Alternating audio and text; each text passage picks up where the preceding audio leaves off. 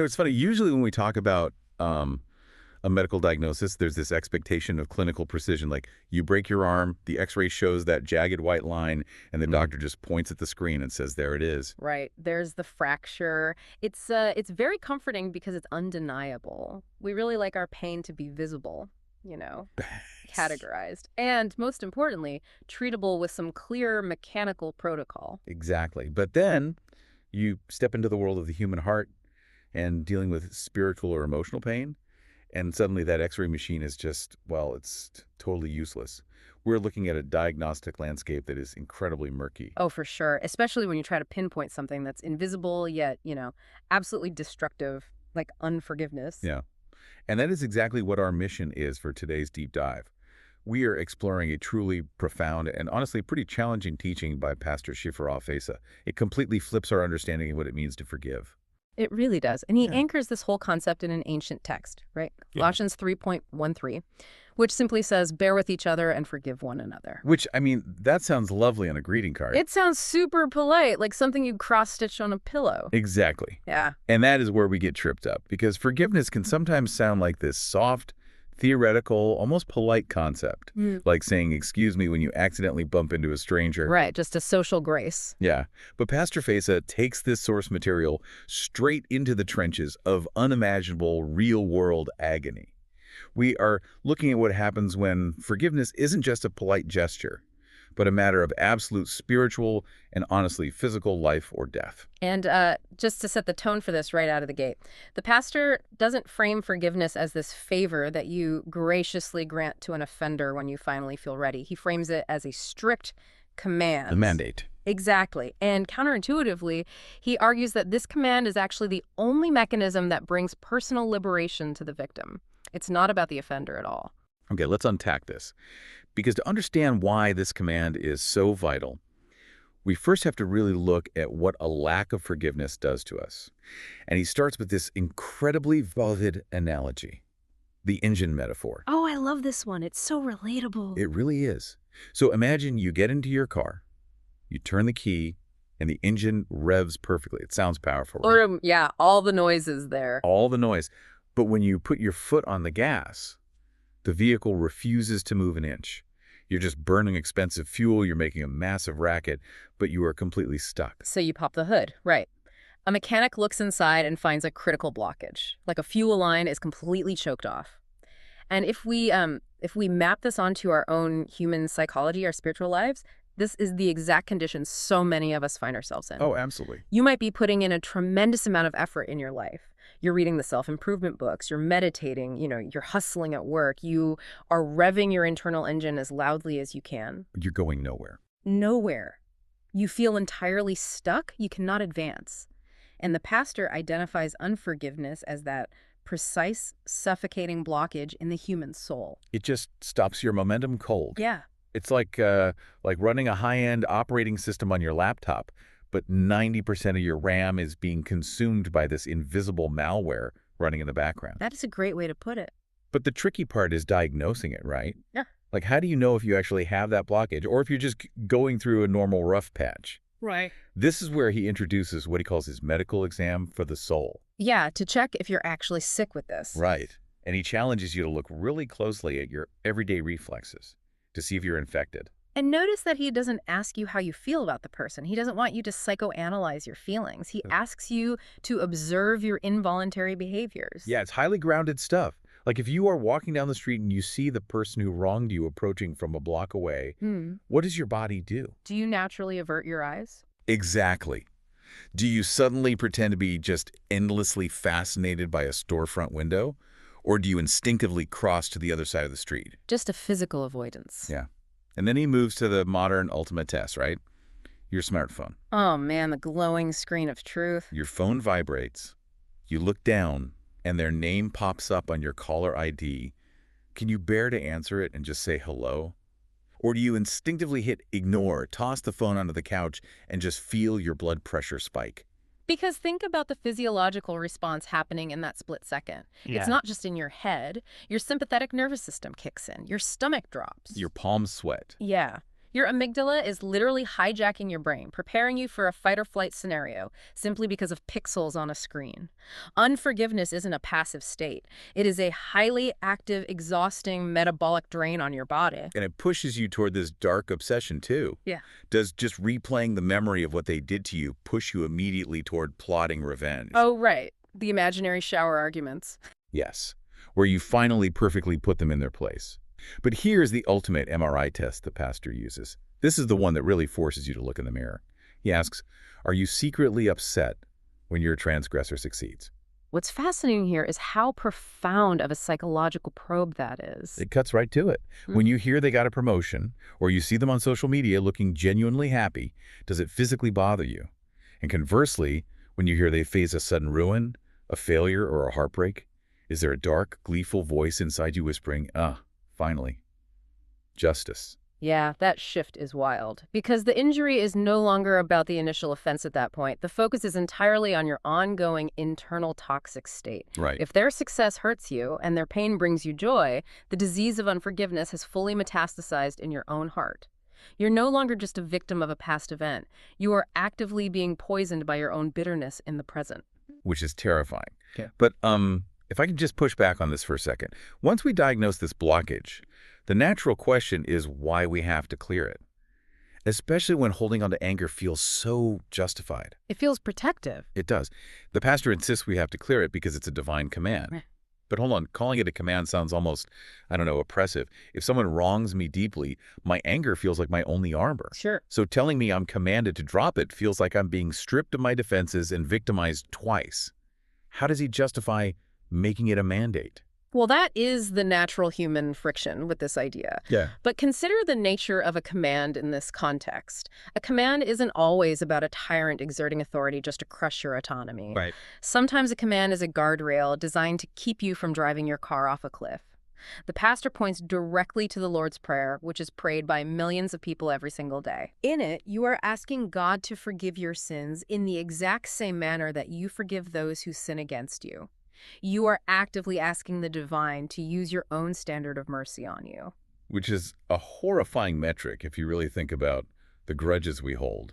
I mean, he actually shares this incredibly revealing anecdote about teaching Sunday school. Yeah. He had this 10-year-old girl come up to him after class, entirely serious. Oh, I remember this. Yeah, he asked if she could just skip that specific line in the prayer. She wanted to bypass the as we forgive others part because there was someone in her life she absolutely refused to forgive. It is just the human condition distilled into a 10-year-old. We all desperately want the grace, but we want to retain the absolute right to our grudge. Exactly. But to counter that instinct to hold on to the armor of anger, the pastor introduces this brilliant concept of the non-paying tenant. Oh man, I couldn't stop thinking about this framing. It's so good. When you refuse to forgive someone, you are allowing them to live in your mind rent-free. Think about the cognitive load of that. It's heavy. They're sleeping when you sleep, intruding on your dreams. They wake up when you wake up. They pull up a chair and sit with you at your dinner table. Forgiving them isn't about letting them off the hook or minimizing what they did. It is the eviction notice. It's how you get them out of your house. Exactly. It's the only way. But evicting a stubborn tenant is messy. And we have built up some incredibly resilient excuses to avoid doing the hard work. He outlines 3 main habits or excuses we use to avoid serving that eviction notice. And the first one is definitely the most common. Yeah, I just can't forgive. And to illustrate this, he tells a pretty devastating story about a Korean pastor who was praying for a woman in his congregation. Week after week, she came forward seeking physical healing for an illness, and week after week, nothing changed. Right, she remains sick. Right. Finally, the pastor felt this profound prompting to tell her that her physical healing was being blocked because she was harboring a massive, unresolved unforgiveness. And she fought him on it initially, right? Yeah. Well, completely denied it. But the dam eventually broke, and the truth just came pouring out. She had spent years raising her younger sister, paying for her education, sacrificing her own resources. Wow. And one day, she came home from work to find her sister in bed with her husband. Just unthinkable. And not long after that, her husband and her sister actually ran away together to another country, abandoning her completely. She looked at this pastor, weeping, and said, "How can I possibly forgive that?" I can't. The scale of that betrayal is just staggering. It's a dual betrayal by the two people closest to her in the world. Yet the pastor pushed gently but firmly, explaining that holding on to that hatred was literally keeping her sick. And we know this now through psychoneuroimmunology. Right, the mind-body connection. Exactly. Chronic severe stress, like holding a white-knuckled grudge, it keeps cortisol flooding the system, which actively suppresses the immune system. The mind was breaking her body. So she finally managed to speak their names out loud. She prayed, and she forgave them through her tears. And the account states that it was only after that massive emotional and spiritual eviction that she experienced her physical healing. Because the background malware was finally shut down. Yep. Then he lists the second excuse we use. I forgive you, but our relationship is completely over. We draw this massive, permanent concrete wall. Right. And then there's the third excuse, the classic. I forgive you, but I won't forget. Which honestly leads me to a really practical question. What does that actually mean? That's the big question. Right. If someone hurts you deeply, doesn't forgiving and forgetting just make you a doormat for future abuse?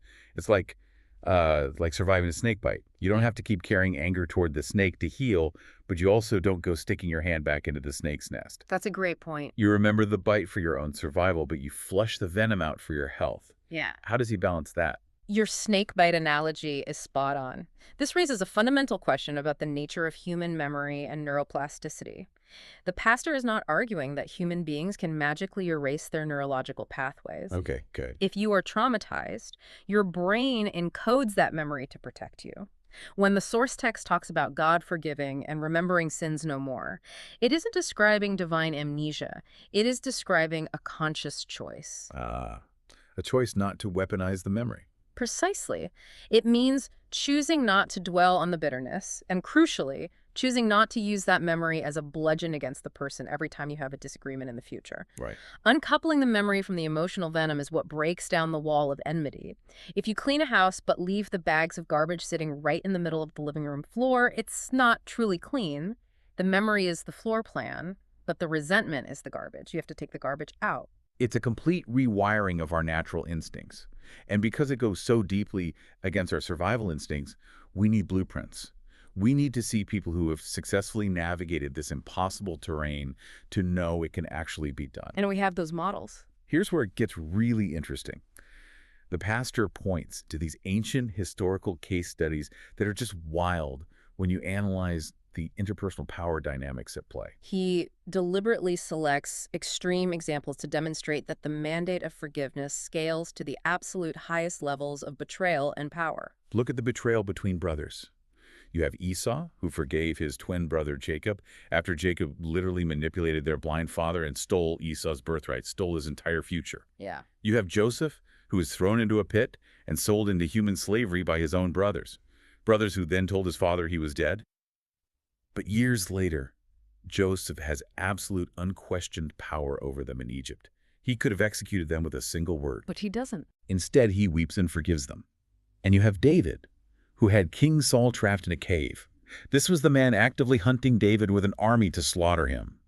David could have ended the threat with one strike, but he chose to spare his life. And look closely at the story of Moses, Miriam, and Aaron. This is a masterclass in leadership and the power dynamics of forgiveness. Remind me of that one. So Miriam and Aaron were Moses' own siblings, and they attempted a leadership coup. They publicly rebelled against his authority. As a result of this divine judgment, Miriam is struck with leprosy. Now, Moses is the victim of this public coup. Right, he was the target. Humanly speaking, this is his moment to consolidate power. He has every right to point to her and say, look what happens when you cross me. But what does he do? He falls down and begs God to heal her. The victim becomes the passionate intercessor for the transgressor. He leverages his power not to punish, but to heal. But then the pastor transitions to what he considers the ultimate models of this command. He looks at the martyrdom of Stephen in the New Testament. Stephen is being brutally stoned to death. People are hurling heavy rocks at him, crushing him. It's a horrific scene. And a man named Saul, who we later know as the Apostle Paul, is standing right there, guarding the coats of the executioners, giving his full approval. And with his dying breath, Stephen looks up and uses his last ounce of energy to ask God not to hold this sin against them. And the detail the pastor emphasizes in that text is breathtaking. He points out that the scriptures describe Jesus standing up at the right hand of God. Which is unusual, right? Very. In almost every other instance, Jesus is described as sitting. The pastor interprets this as a standing ovation from heaven. Jesus standing to honor Stephen as a VIP guest, specifically because of this incredible, radical act of forgiveness in the face of violent death. And of course, the blueprint culminates in Christ himself on the cross, tortured, humiliated, and slowly suffocated by the very human beings he created. And looking down at them, he says, "Forgive them, for they know not what they do." Which establishes the absolute theological ceiling. If the Creator can forgive the creation that is actively, physically destroying him, the implication is that no human offense, no matter how egregious, falls outside the mandate of forgiveness. It's easy to dismiss these ancient kings and prophets as unrelatable, though. I mean, we can listen to these stories and say, sure, they were divine, they were holy figures, they didn't have to deal with my modern-day betrayals, they don't know what my business partner did or what my ex-spouse did. That's the instinct, to distance ourselves. But the pastor doesn't let us use that distance as an excuse. He doesn't just preach from ancient texts. He steps right into the fire by applying this framework to his own unimaginable modern trauma. Yes, this is the crucible. This is where the pristine theology collides with the brutal, bleeding reality of human suffering. The pastor shares two raw testimonies from his own life, and they are heavy. The first takes us back to a period of severe, horrific political violence in Ethiopia, known as the Red Terror. The pastor was one of 5 children, but he had only one brother. Right. They were incredibly close. And during this political upheaval, a local official ordered his brother's execution. His brother was murdered. A trauma of that magnitude fundamentally alters the trajectory of a family. It leaves a permanent, jagged scar. Completely. So decades go by. The pastor is now thousands of miles away, preaching at a conference in Canada. A local friend tells him that a deacon at the host church was deeply moved by his preaching and wants to invite the pastor over to his home for lunch. Oh, man. The pastor graciously accepts, and asks for the man's name. And when his friend says the name, the pastor freezes. The blood just drains from his face. He realizes that this deacon, this man offering him a home-cooked meal, is the exact same official who signed his brother's death warrant back home. The psychological dissonance in that moment is almost impossible to fathom. You are face to face with the architect of your family's greatest nightmare, and he is handing you a plate of food. He describes his internal agony so vividly. He said his flesh was screaming at him. The smell of the food made him sick. He felt like sitting at that table and eating this man's food would be the moral equivalent of drinking his own brother's blood. I can't even imagine. The sense of betrayal to his family's memory felt absolute. But as he sat there, paralyzed, he prayed. And he felt God speak to his spirit, saying, "You lost a flesh brother, but this man is now your spiritual brother." That is the ultimate test. Does the engine actually work when the blockage is a murdered sibling? And he did it. He forced himself to sit at the table, he ate the food, and he forgave the man in the absolute secrecy of his own heart. He didn't dramatically reveal his identity. He didn't seek closure through a tearful confrontation. During that time, officials involved in the Red Terror were terrified of being discovered and extradited from places like Canada. The pastor chose not to bring a wave of terror into this man's home. He chose to absorb the cost of the pain himself, forgave him in silence, and just let it go. The restraint required for that is staggering. Choosing not to leverage the guilt, choosing not to claim the moral high ground in a dramatic confrontation. It proves that his forgiveness was entirely about his own obedience and his own internal release. It wasn't about extracting an emotional toll from the offender to make himself feel powerful. But just as you think the engine is cleared, he shares his second testimony. And this one is far more recent, and the grief is so palpable. Yeah, this one is heartbreaking. After 36 years of marriage to a woman he considered the absolute backbone of his life and ministry, tragedy strikes on a completely mundane day. They have breakfast together, they chat, they say, "See you later," expecting to reconvene that evening. And as she is walking down the street, a piece of wood falls from a nearby real estate construction site and strikes her. She is killed instantly. It is the kind of senseless, sudden loss that completely shatters your reality. There is no preparation for that kind of grief. About a week later, the people responsible for the construction site send a group of elders to the pastor's house to formally beg for his forgiveness. And I appreciate his honesty here so much. He admits that he was simply too shattered. The wound was too fresh, the bleeding was too heavy. Understandably so. He told them he had absolutely no capacity to grant them what they were asking for at that moment, and he sent them away. But a few weeks later, they returned. And this time, they physically fell at his feet, weeping and pleading. The pastor is now staring into the ultimate mirror. All of his teachings, all of his sermons on the ancient blueprints, they're staring back at him. So what does this all mean? He realizes right then, in his living room, it is incredibly easy to stand on an elevated stage under bright lights and preach eloquently about forgiveness. It is easy to parse the Greek translations and recount the stories of Joseph and Stephen. Right. But if he failed to practice it now, in his darkest, most agonizing hour, everything he had ever built his life upon would be a fraud. He would be a hypocrite. And so, broken and grieving as he was, he looked at the men on his floor, and he forgave them. And the immediate effect of that was profound. He testified later to his congregation that the exact moment he spoke those words of forgiveness, it brought him an immediate physical sense of rest. The heavy, suffocating blanket of bitterness lifted. He said, "Forgiveness is peace." It is a profound synthesis of his life's message. If we pull all these threads together, from the revving engine blocked by sludge, to the physiological toll of a ringing phone, to the Canadian dinner table, to the agonizing loss of a spouse, the core mechanism is unmistakable. Forgiveness is not about minimizing the offense. It does not mean a stolen promotion didn't damage your career. It does not mean a betrayal didn't break your heart. And it certainly doesn't mean the loss of a loved one isn't a catastrophic tragedy. But forgiveness is a divine mechanism designed to act as a master key. It is the only tool capable of unlocking the heavy, rusting chains that bind the victim to the transgressor. It's how you take your power back from the people who hurt you. So think about your own engine right now. You are listening to this, you are revving your engine, trying desperately to advance in your career, to improve your mental health, to deepen your spirituality. But look under the hood. Who is the blockage? Yeah. Who is the non-paying tenant sleeping in your guest room, whose name makes your jaw clench and your heart race? And I want to leave you with a final lingering thought that builds on the mechanics of everything Pastor Feyssa shared. We almost always view forgiveness as a closed-loop transaction, something strictly between you and the person who hurt you. It's about your pain and their guilt. But consider this. What if the ultimate beneficiary of your hardest, most impossible act of forgiveness isn't actually you? And what if it isn't even the person who hurt you? What if the true beneficiaries are the people surrounding you? Your children, your friends, your community. Oh, wow. The people who finally get to watch a generational cycle of bitterness, anger, and retaliation be broken in real time simply because you chose to endure the pain of taking the garbage out. That is the moment the X-ray finally clears up. That is when the engine catches, the tires grip the road, and you finally move forward. Thank you for joining us on this deep dive today. Take a breath, check under your hood, and we will catch you next time.